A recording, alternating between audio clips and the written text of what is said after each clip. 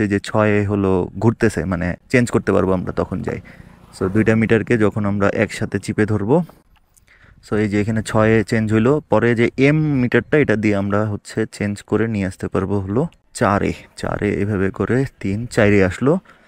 এরপরে পাশের ঘরে যাওয়ার জন্য আমাদের এস বাটনে প্রেস করতে হবে।